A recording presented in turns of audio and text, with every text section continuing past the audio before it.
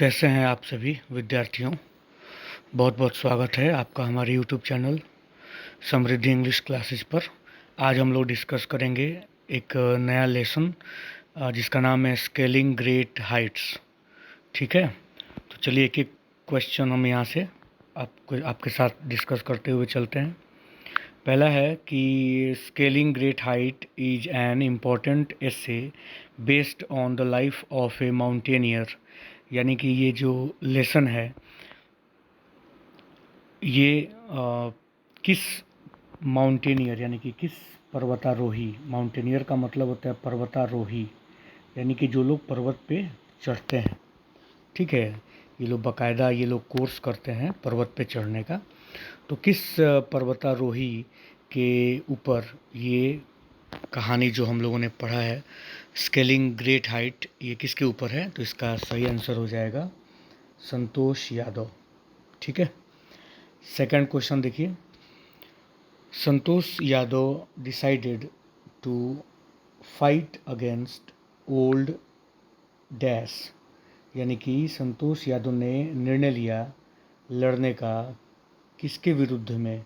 Against old क्या, पुराने किस चीज़ों के विरुद्ध में संतोष यादव ने लड़ने का डिसीजन लिया, यानी कि उससे फाइट किया।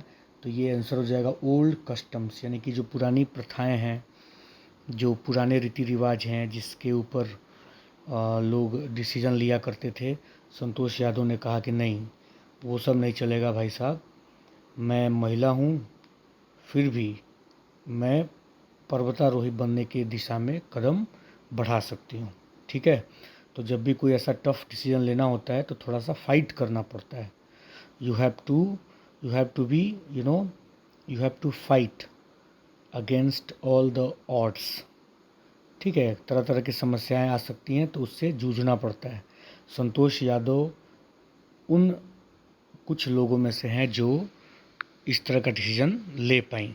ठीक है, थर्ड क्वेश्चन देखिए। At the age of 16 Santosh refused her father's proposal to get dash, यानी कि जब 16 ईयर्स की थी, यानी कि जब सिर्फ 16 साल की थी, तो उनके फादर ने एक प्रपोजल लाया था शादी का।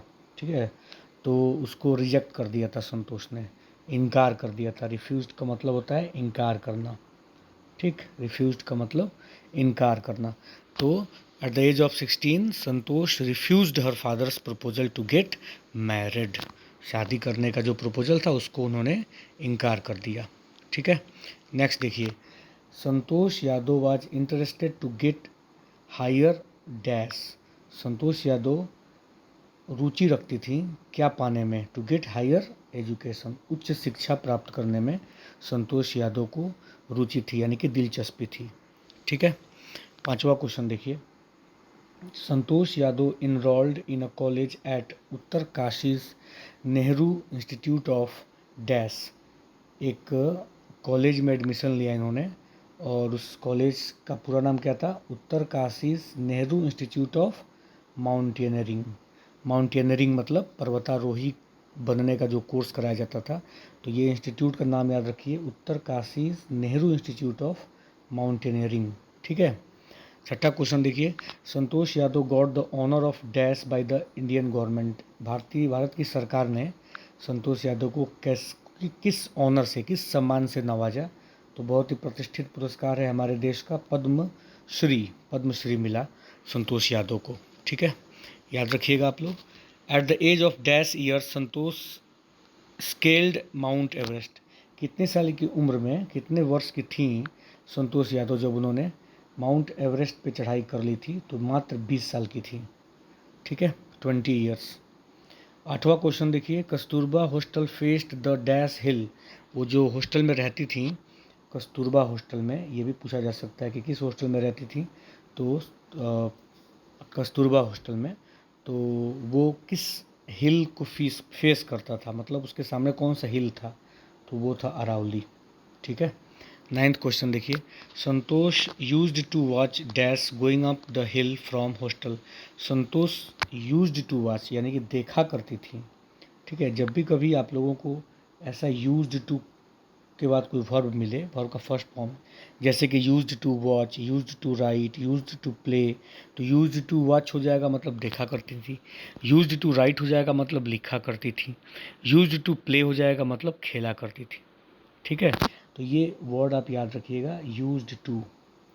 ठीक है, Santosh used to watch dash going up the hill from hostel.